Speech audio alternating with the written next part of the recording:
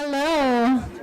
Thank you all so much for coming out. It's great to see you all here, especially in such a busy baseball week. I think we lucked out having the one night where there is not a Red Sox game. And yeah, thank you for being here. Thank you to the Gottlieb for hosting us here in this beautiful space. And we're very excited for this installment of this series. And my name is Laura Maris. I'm the director of the Favorite Poem Project.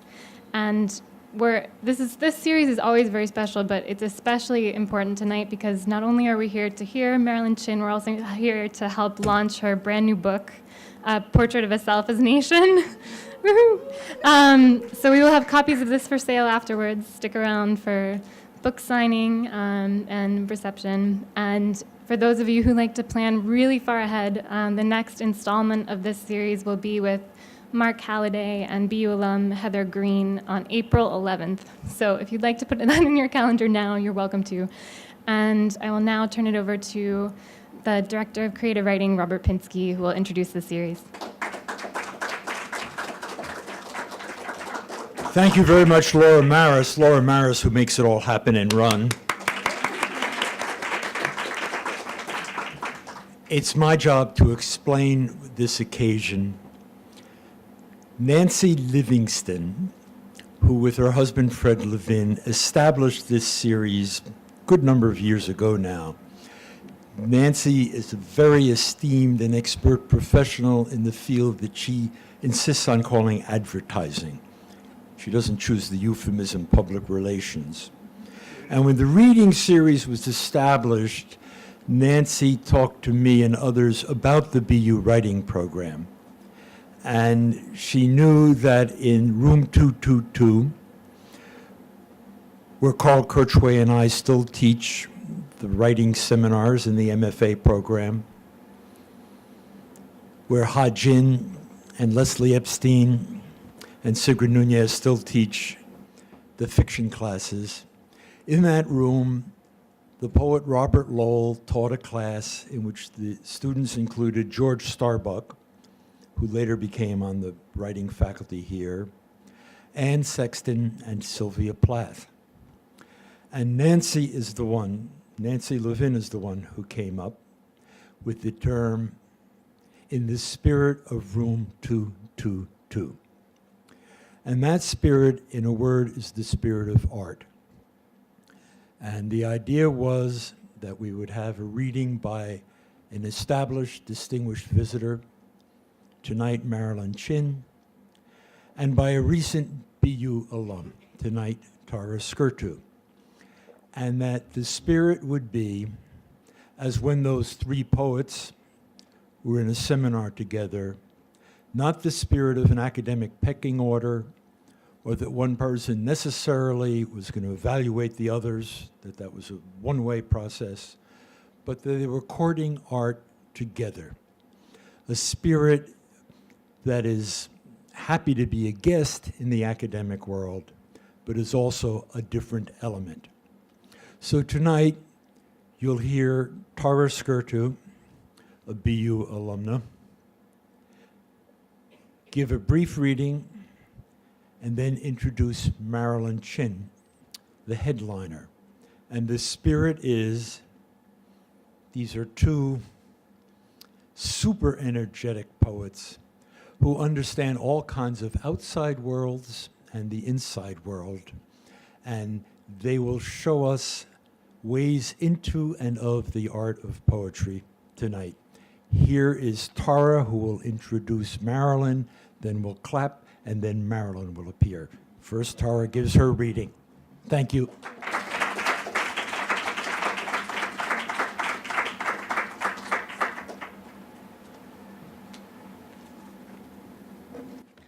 Wow, I'm so excited to be here. Thank you, it's quite an honor. I'm so excited I got thrown off. Thank you, Laura Maris. Thank you, Robert Pinsky, Favorite Poem Project. I'm going to start with the title poem of my new book called The Amoeba Game. I had to be in Girl Scouts when I was a kid because my mom was a Girl Scout leader, and I didn't want to be in Girl Scouts. But we played this weird game one day, and I'm really grateful now because I have a book after this game. The amoeba game. I stood at the stove, holding a wooden spoon in my right hand, listening to butter sputtering against the splattered circle of an egg. Perhaps it was the flapping of the egg's wavy edges against the steel pan, or the amorphousness of its innards outside the carriage of its brown shell. I remembered an odd game I played in Brownies, the amoeba game. In the front yard of the scout cabin, one girl at a time would become an amoeba and lead the rest. We didn't know what amoebas were, only that they weren't human or animal, and moved like 1,000 blind legs treading through molasses. So it was that our heads and arms became legs and feet, undulating wayward into dusk.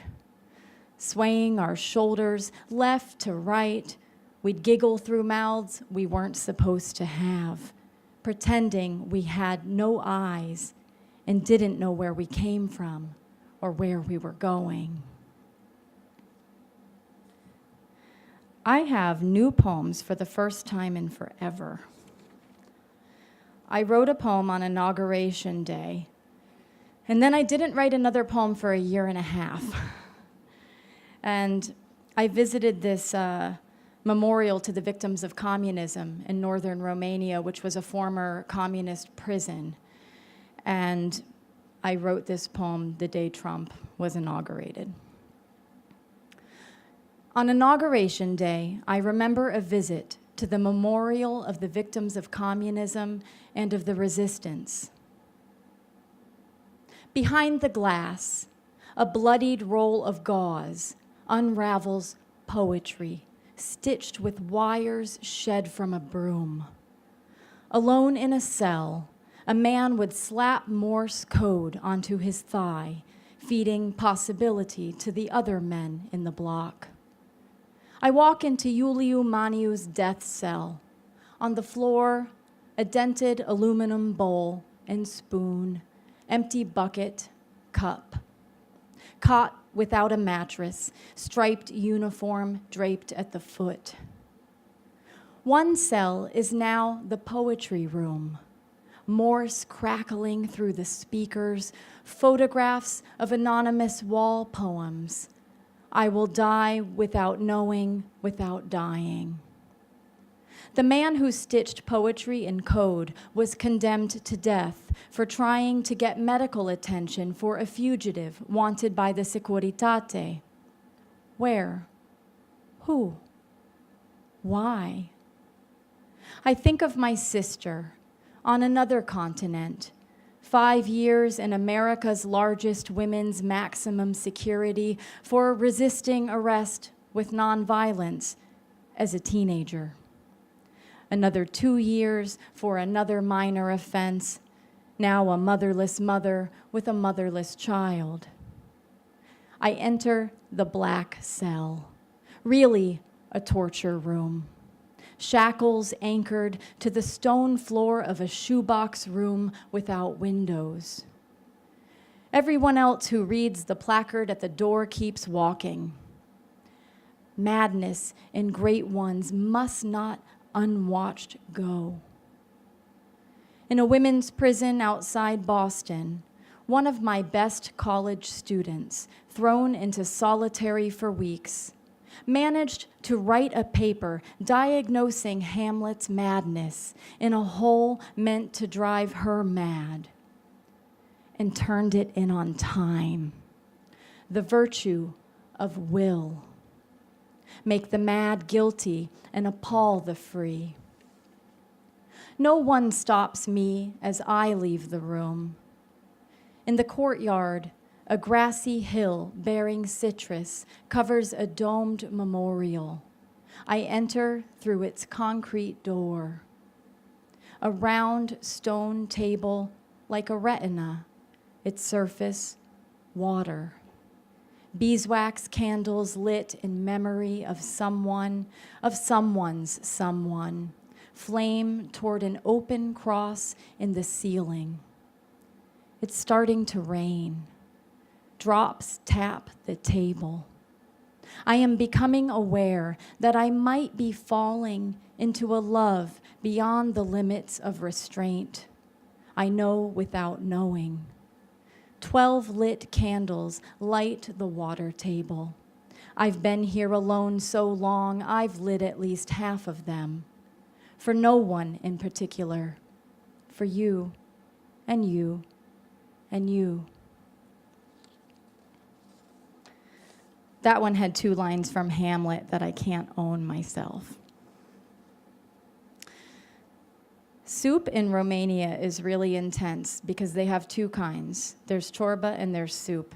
And they're kind of the same thing to me, but they are not the same thing to Romanians.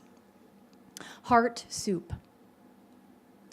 My grandmother once told me every Romanian dish begins with a sautéed onion, you say, dicing a strong purple onion. Tonight, we're making heart soup. We've been preparing for this. Earlier, you transferred a carton of chicken hearts from the freezer to the fridge, and I tried not to think about another man. My only task, methodically cube the potatoes, 5 of them. You stir the onions, valves popping in the oil. I chop and chop and chop. Tonight, we are not simply making soup. You don't eat soup, you say, only ciorba, and tell me the difference, which is that the celery root, carrot, pepper are grated, and you leave it to boil and boil and boil. This sounds like soup to me. Our broth doesn't sound like water boiling, because tonight the stock is made of metaphors, a whole carton of pieces of them. Monday, another man wrote, too scared to use the present tense. We're making tachycardia soup tonight, and the other man writes to say he's broken out in hives, allergic to food. I've never been allergic to what I've craved.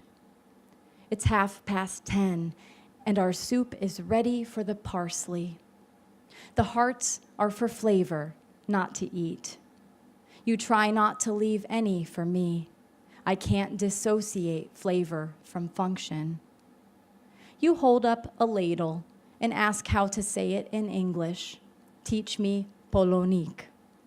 We sit at our bowls, facing each other, spooning pieces of valve onto a waste plate. You break today's loaf of bread. Did you know that a person who's had a heart transplant can develop insatiable cravings for his donor's favorite foods? This morning, on the news, the translation of Friday's forecast, instability returns. This soup needs salt, you say, and we salt it to our own tastes. I was on an airplane recently with a jerk. I was on an airplane a couple years ago writing poems with a fountain pen, and I learned that's a bad idea. Writing poetry is like fielding ground balls. Someone is smoking in the lavatory, and one of the flight attendants says, "Shit." And she gets on the mic and says, "Whoever this is will be prosecuted to the fullest extent of the law upon landing." While I'm writing, I hate ballpoint pens with a ballpoint pen because they don't spray my period brown ink all over the white designer jeans of the gorgeous Miami woman to my right, which was how I learned not to write poems in a metal box in the sky with a 1930s Schaefer fountain pen. And I was the one waiting at the lavatory door when we all smelled the smoke and didn't know what to do. And I'd already been between 2 bombs at a bombing. So after being ordered back to my seat with a full bladder of wine, I order a whiskey And this turns the Romanian flight attendant on, who winks and gives me nuts and olives on the house. And by now I know again we aren't about to explode this time, and swallow my nip and eat my snacks and continue with this ballpoint pen I hate, writing what will, 19 days short of 2 years from now, become a poem. And we land in Bucharest, and everyone but me claps in perfect post-communist unison, and the smoking man gets away with it. I have 2 more short poems. I was raised Catholic, so I know all about guilt. Guilt eater. My mother's God, her mother's mothers. He feeds us his guilt, and we eat it, like a dog eats a foul thing twice, and do it again and again. I turn you to face me. Take all of your sleeping breath in. I'm from a line of guilt eaters. I'm learning to keep it down. And a teeny tiny poem. I just changed the title back. It's called Courage. Bring a lamp into this room. I want the last thing you see to be my face. Thank you.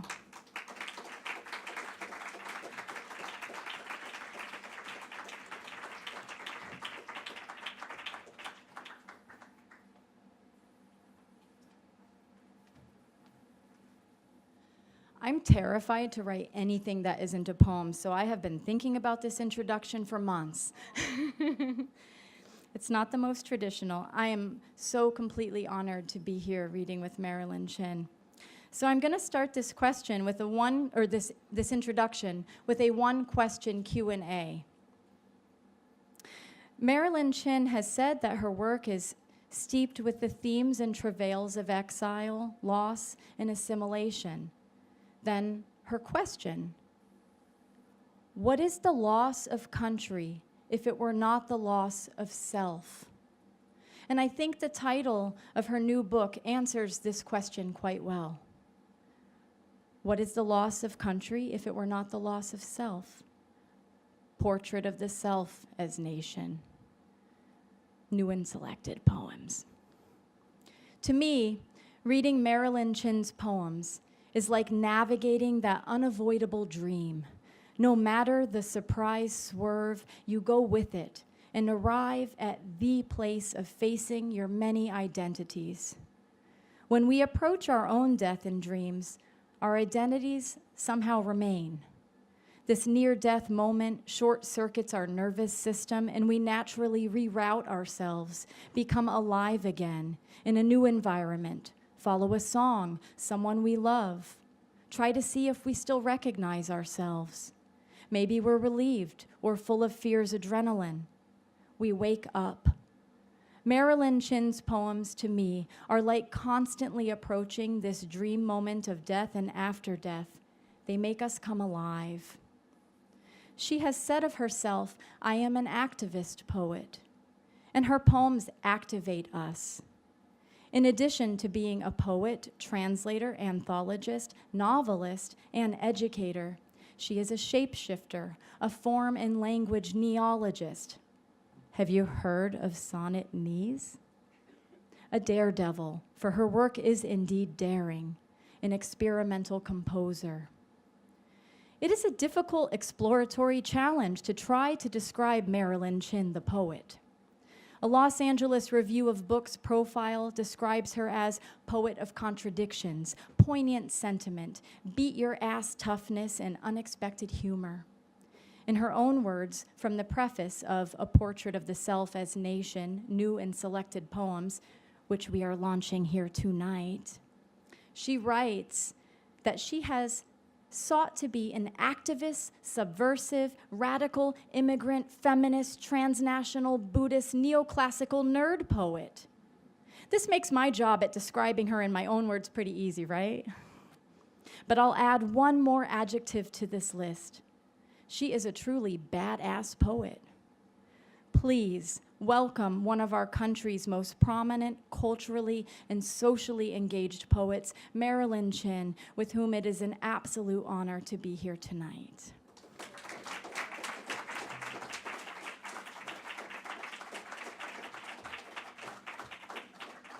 I want to thank Robert Pinsky and Laura Maris for, and the posse for bringing me here. I'm so happy to be here. And the book came out last week, so we're really celebrating tonight, right? And I talked to Robert about this. When one comes out with a new and selected, does that mean we're old? Does that mean we're sage-like? Oh, I'm beginning to look like Yoda, maybe. So I'm going to first begin with some identity anthems. And we're talking about the wheel coming back. You know, the identity poems are back in vogue. Political poems are back in vogue. Wow, I guess Trump brought it on. So I'll begin with this poem called How I Got That Name. I'm going to read 3 poems that the students love. And this one they definitely love. It's called How I Got That Name, an essay on assimilation. I am Marilyn Mei-Ling Chin. Oh, how I love the resoluteness of that first person singular, followed by that stalwart indicative, a be, without that uncertain ing of becoming.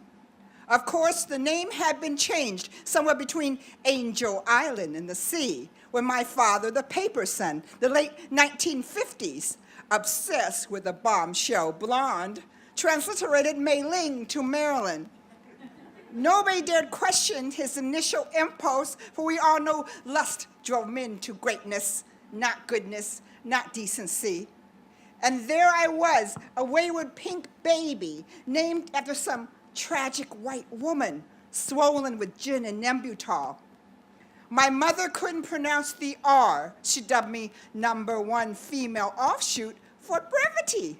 Henceforth, she will live and die in sublime ignorance, flanked by loving children and the kitchen deity, while my father dithers, a tomcat in Hong Kong trash, a gambler, a petty thug who bought a chain of chop suey joints in Piss River, Oregon, with bootleg Gucci cash. Nobody dared question his integrity, given his nice, devout daughters and his bright, industrious sons, as if filial piety were the standard by which all earthly men were measured. Oh, how trustworthy our daughters, how thrifty our sons, how we managed to fool the experts in education, statistics, and demography. We're not very creative, but not adverse to rote learning, rote learning, rote learning. Indeed, they can use us. But the model minority is a tease. We know you are watching now, and we refuse to give you any. Oh, bamboo shoots, the further west we go, we'll hit east. The deeper down we dig, we'll find China. History has turned its stomach on a black, polluted beach where life doesn't hinge on that red wheelbarrow. But whether or not our new lover in that final episode of Santa Barbara will lean over a scented candle and call us a bitch. Oh Lord, where have we gone wrong? We have no inner resources. Then one redolent spring morning, the great patriarch Chin peered down from his kiosk in heaven and saw that his descendants were ugly. One had a squarish head and a nose without a bridge. Another's profile long and knobbed as a gourd. A third, the sad, brutish one, may never, never marry. And I, his least favorite, not quite boiled, not quite cooked, a plump pomfret simmering in my juices. Two listless, to fight for my people's destiny. To kill without resistance is not slaughter, says the proverb. So I wait for imminent death. The fact that death is also metaphorical is testament to my lethargy. So here lies Marilyn Mei-Ling Chin, married once, twice to so-and-so, a Lee and a Wong, daughter of the virtuous Yuan Wong and Gigi Chin, the infamous, sister of a dozen, cousin of a million, survived by everybody and forgotten by all. She was neither black nor white, neither cherished nor vanquished, just another squatter in own Bamboo Grove, minding her poetry, when one day heaven was unmerciful and a chasm opened where she stood, like the jaws of a mighty white whale or the maw of a metaphysical Godzilla. It swallowed her whole. She did not flinch, nor writhe, nor fret about the afterlife, but stayed solid as wood, happily, though gnawed, tattered, mesmerized by all that was lavished upon her and all that was taken away.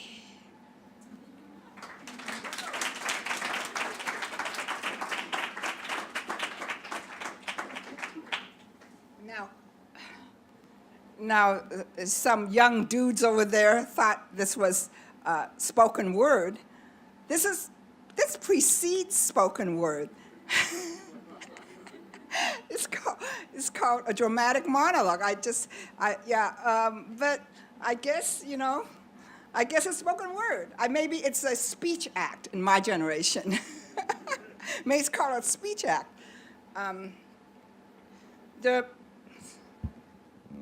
Can you hear me with this one? With this? Okay. Either way? Okay. There are many ways to write an identity anthem, and this one is a blues poem. It's called Blues on Yellow. I'll read this one for Robert because he loves the blues and jazz. It's called Blues on Yellow. The canary died in the gold mine. Her dreams got lost in the sieve. The canary died in the gold mine. Her dreams got lost in the sieve. Her husband, the crow, killed under the railroad. The spokes has shorn his wings. Something's cooking in Chin's kitchen. 10,000 yellow-bellied sapsuckers baked in a pie. Something's cooking in Chin's kitchen. 10,000 yellow-bellied sapsuckers baked in a pie. Something's cooking in Chin's kitchen. Die, die, yellow bird, die, die. Oh, crack an egg on the griddle. Yellow will ooze into white. Oh, crack an egg on the griddle. Yellow will ooze into white. Run, run, sweet little Puritan. Yellow will ooze into white. If you cut my yellow wrists, I'll teach my yellow toes to write. If you cut my yellow wrists, I'll teach my yellow toes to write. If you cut my yellow fists, I'll teach my yellow feet to fight. Do not be afraid to perish, my mother. Buddha's compassion is nigh. Do not be afraid to perish, my mother. Our boat will sail tonight. Your babies will reach the promised land. The stars will be their guide. I am so mellow yellow, Buddha sings in my veins. I am so mellow yellow, Buddha sings in my veins. Oh, take me to the land of the unreborn. There's no life on earth without pain.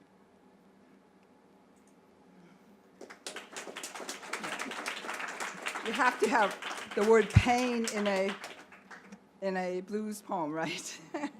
So I love form, and that's that's a blues poem form, very strict, full rhymes, three-line stanzas and so forth after Bessie Smith.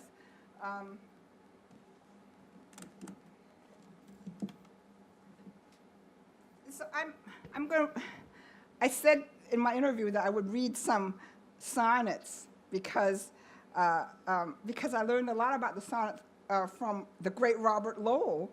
I have his 1,000-page tome in my library, and how many sonnets did he write?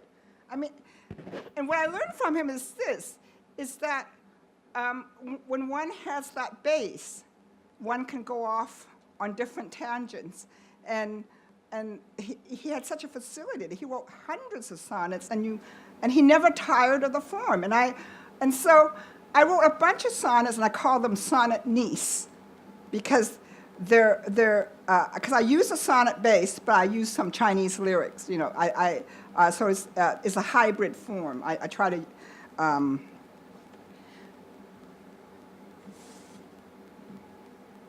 Which one should I read first? I'll read a shocking one first.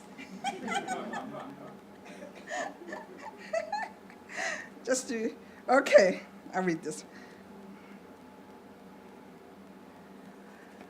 This one is called So You Fucked John Donne.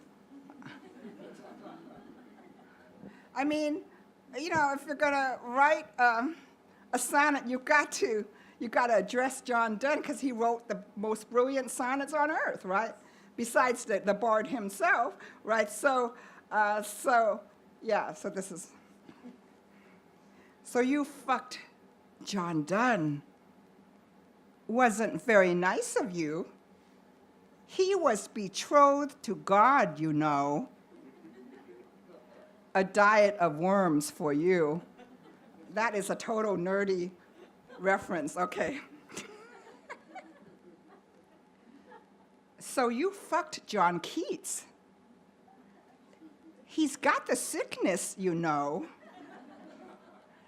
You took precautions, you say. So you fucked him anyway. John Donne, John Keats, John Guevara, John Wong, John Kennedy, Johnny John, the beautiful, the reckless, the strong. Poor thing, you had no self-worth then. You fucked them all for a song. Is that a bad pun, the song? Okay, but anyway. So this is a sonnet niece. We're in Kennedy territory, so I had to do that one.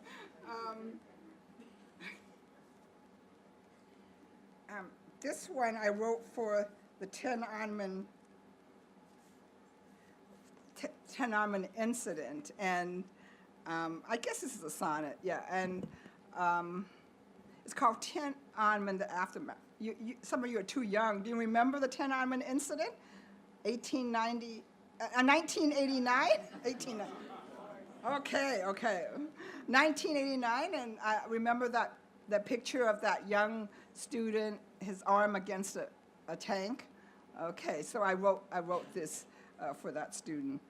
It's called Tiananmen, the incident, the aftermath. There was blood and guts all over the road. I said, "I'm sorry, darling," and rode over, expecting the slate to be clean. But she came. She who was never alive became resurrected. I saw her in dream, a young girl in a qipao, bespeckled, forever lingering, thriving on the other side of the world, walking in my soles as I walked, crying in my voice as I cried. When she arrived, I felt my knuckles in her knock, her light looming over the city's great hollows. Hope lies within another country's semaphores. The goddess of liberty, the statue of mercy. We have it all wrong, big boy. How we choose to love, how we choose to destroy, says Zhuangzi, is written in heaven. but leave the innocent ones alone, those alive yet stillborn, undead yet waiting in a fitful sleep, undeserved of an awakening. So this I wrote for the Tiananmen.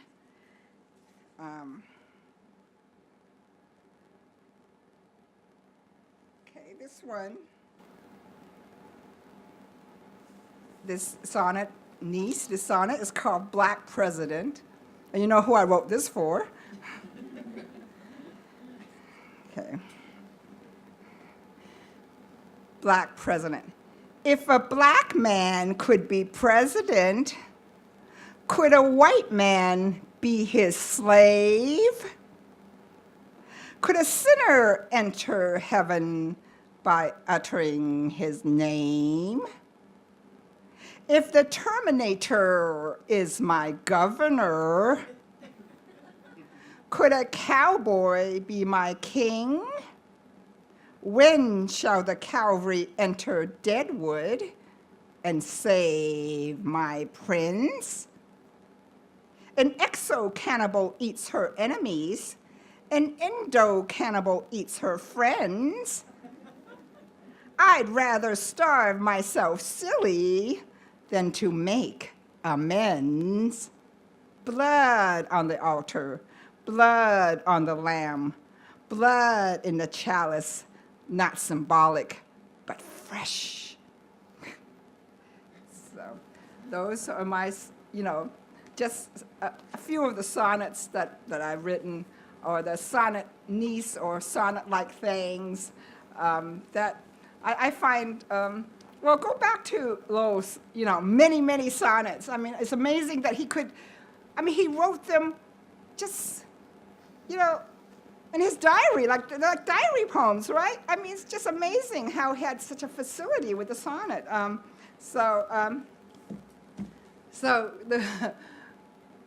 I praise Mr. Lowell. I guess I told the class this afternoon I would read the 25 haiku, the bad girl libidinous haiku.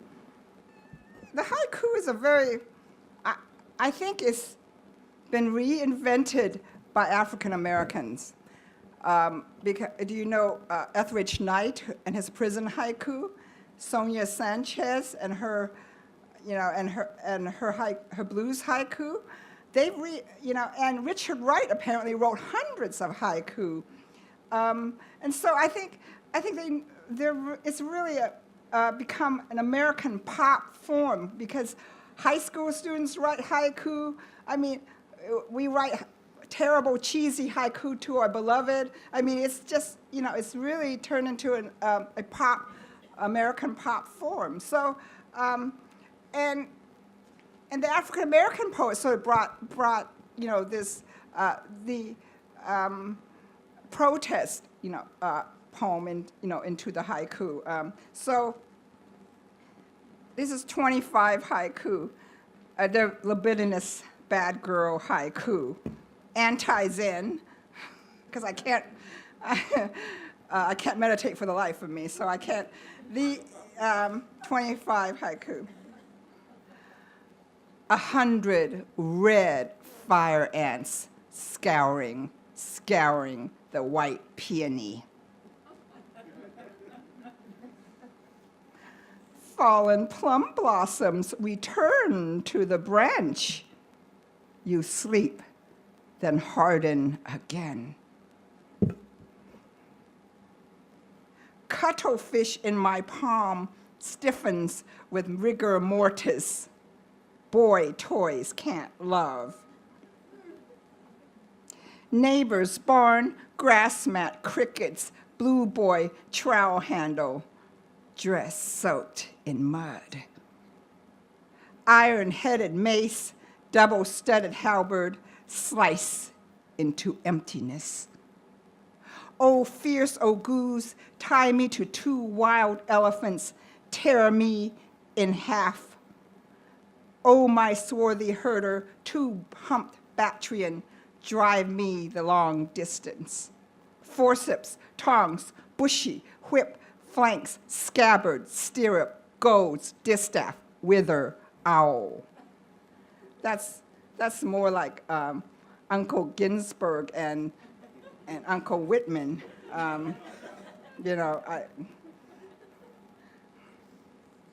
Black-eyed Susan's, Queen Anne's lace, bounty of cyclamen, moan pass erupt.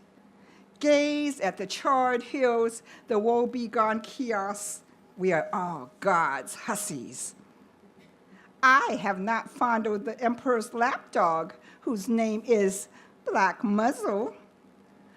Urge your horses into the mist-swill Galilee, O sweet Bedlamite. Her Majesty's randing up the jewel stairs to find the pleasure dome. Ancient pond, the frog jumps in and in and in. The deep slap of water. The frog jumps into the ancient pond. She says, no, I am not ready. Coyote cooked his dead wife's vagina and fed it to his new wife. I plucked out 3 white pubic hairs, and they turned into flying monkeys. Let's do it on the antimacassar, on the antimacassar. That's a real nerdy reference there. Little Red drew her teeny pistol from her basket and said, eat me.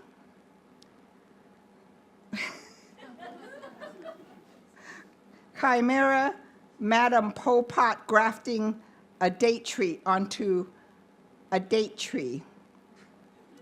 His unworthy appendage, his mutinous henchman, graze my pink cheeks. He on top now changes to bottom.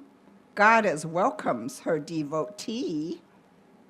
Fish, fish, fowl, fowl, mock me, Mistress Bean Curd, I am both duck and essence. Sing, sing, little yellow blight, rage, rage against the dying of the light. Don't touch him, bitch, we're engaged, and besides, he's wearing my nipple ring. The last haiku is a found haiku. I stole it from one of my students who was saying something to that effect into her cell phone. So the last one, a found haiku. So yes, so I had to fight the patriarchy. The Basho's frog. I have to, I have to subvert and pervert it so that I can write a haiku. I mean, that's what happened, right? Students this afternoon, is there a poem you want to hear? Hey. What's my favorite? I can choose amongst my children? That's... I love playing with forms, and it's kind of weird because you expect an activist poet to not love the traditions, but I love all kinds of poetry. I love the traditions, and I think maybe that's why I'm still around. Because I can play with the traditions and not tire, of writing poems. I just love, I love playing with. So this is a new poem, newish. It's called Bamboo the Dance, and I wrote for the Tourette's Music Foundation. They had that 70th. They had that 70th anniversary anthology. The 7th. Promoting the 70th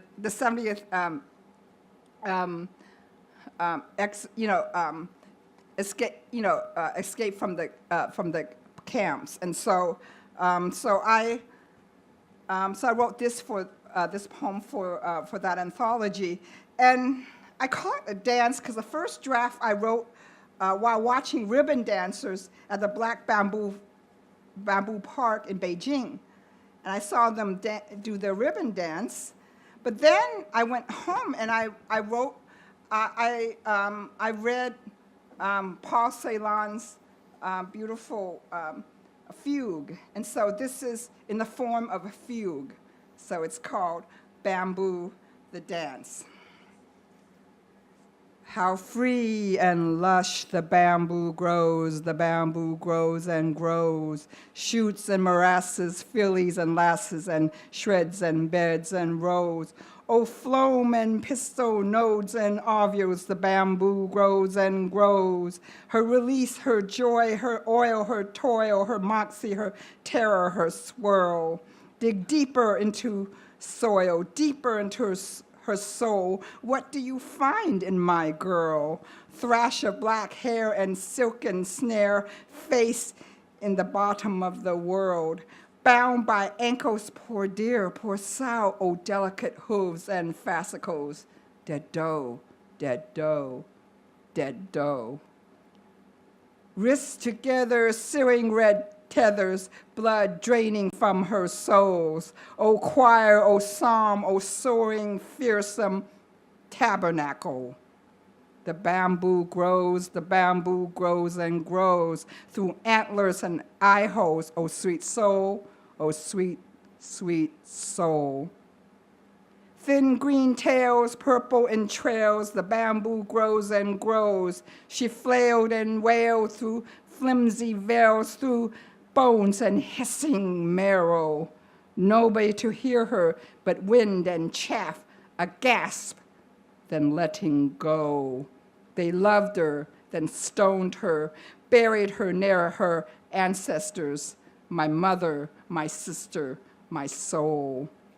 Shimmering mesh, a brocade sash hanging on a distant oracle. Springboks dance on shallow mounds, echoes, echoes, echoes. So this is the bamboo, the dance. Thank you.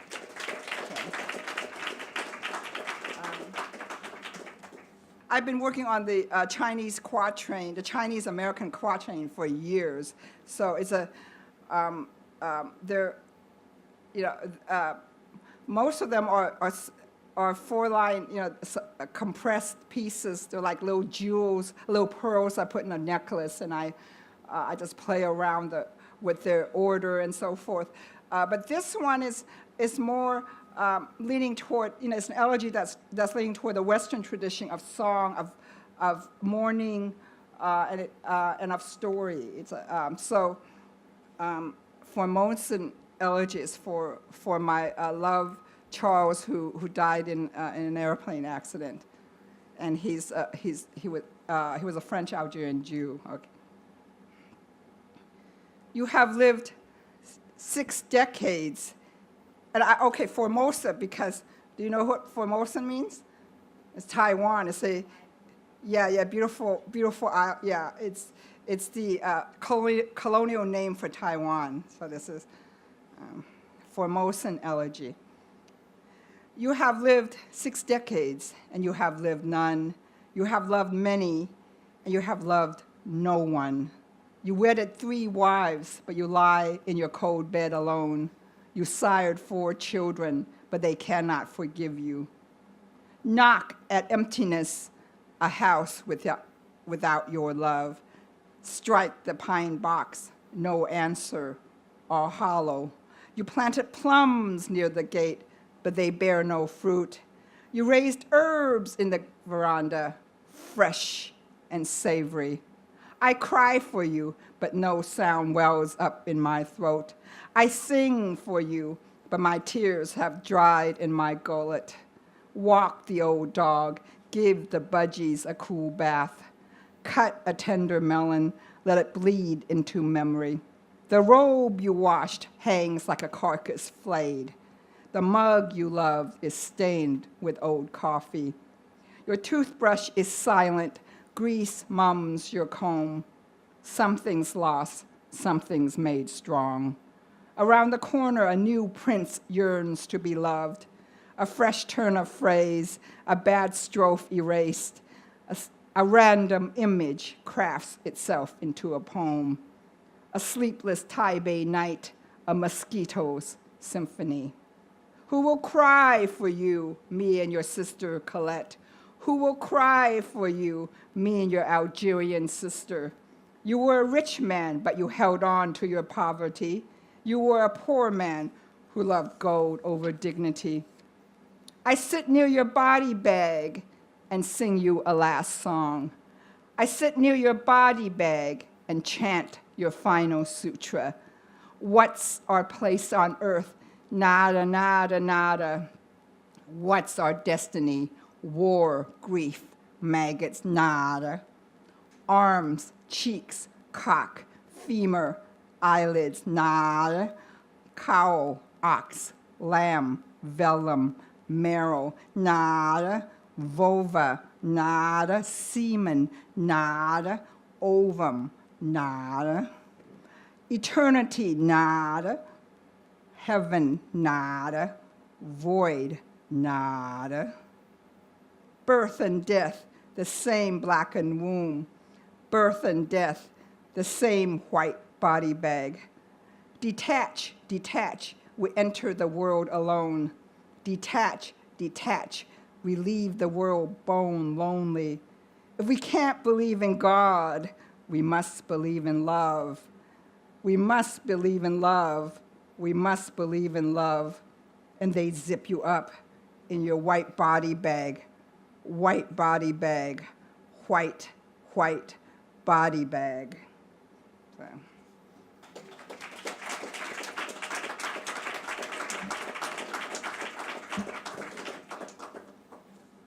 Okay. All right, dudes, any requests from those dudes back? The what? Cougar poem. Okay. Oh my gosh, this guy, he's into cougars already. Okay. What? Is it hip to go out with cougars now? What is going on? Cougar poem. All right. Cougar synonymous. Synonymous spelled like Sinonymous. So these are Chinese cougars. Cougar synonym. My grandpa was 80. My grandma was 20. She cried for years for the good life she was missing. She faced the wall until he finished his dying. Then she polished his bones for all of eternity. Such entitlement, my prickly little prince, waving a pistol and a crumpled Ben Franklin. Don't you know I'm a citizen of my own bed? I paid for my passage. I owe you nothing. Throw my girl into the river, she won't drown, like her mother before her and her mother's mother. Stubborn reed, hollow at both ends, she whistle and hum and float into dawn. The man from Worcester wants to eat my sister. He bends her backward, coats her in rice flour, pinches her corners, calls her sweet dumpling, fries her in deep oil, then serves her on porcelain.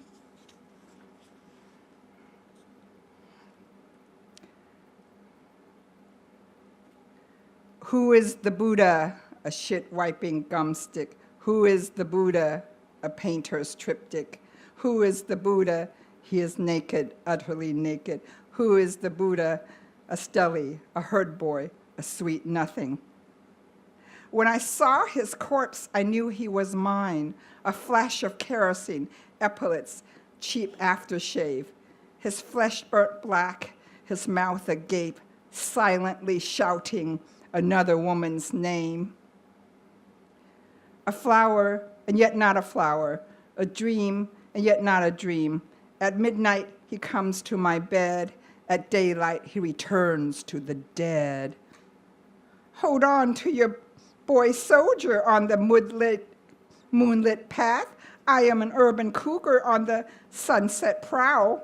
Once I take his nape in my bloody mouth, he'll beg and moan and succumb to God. his love root dangling before a crimson sack, his tresses long, disheveled and raven black. My warrior, mounting a tall horse, my thigh bird is calling, she wants you back. My cousin calls him Allah, my sister calls him Jesus, my brother calls him Krishna, my mother calls him Gautama. I call him on his cell phone and he does not answer. I climb the Acropolis, swim in the Aegean, flirt with corals, but don't give him my name, drink tea at high noon, eat octopus at dusk. A woman at 40 is proud of her lust. Hell no, dude bro, you think you own this poetry? I see your lips trembling, counting syllables, cry epiphany long before the penultimate turn. A dry cough and a verse hits the ceiling. Okay, that's what they say about a woman at 45, too late to live, too soon to die. My wine is bittersweet, my song is rye, my yoni still tight, my puma is on fire. Okay. All right, it's very hard. That's the Cougars Anonymous. Okay. I'll end with this poem that the students love. It's called The Floral Apron, and I've received so many emails and regarding this poem, and in 2012, some students in Hong Kong voted it to represent Hong Kong in the 2012 London Olympics. But for the BBC, and I emailed the BBC and told them that I'm not a citizen of Hong Kong. I am an American citizen, and they said, "Oh, it's okay. You can, you still represent Hong Kong." I guess it didn't matter. Yeah, I mean, citizenship, I guess, is a roaming citizenship. Okay. Okay. The floral apron. The woman wore a floral apron around her neck. The woman from my mother's village with a sharp cleaver in her hand. She said, "What shall we cook tonight?" Perhaps these 6 tiny squid lined up so perfectly on the block. She wiped her hand on the apron, pierced the blade into the first.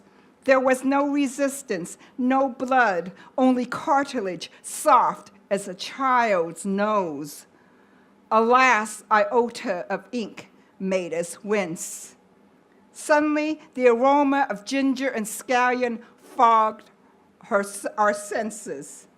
Then we absolved her for that moment's barbarism. Then she, an elder of the tribe, without formal headdress, without elegance, deigned to teach the younger about the Asian plight. And although we have traveled far, we must never forget that primal lesson on patience, courage, forbearance, on how to love squid despite squid, how to honor the village, the tribe, that floral apron.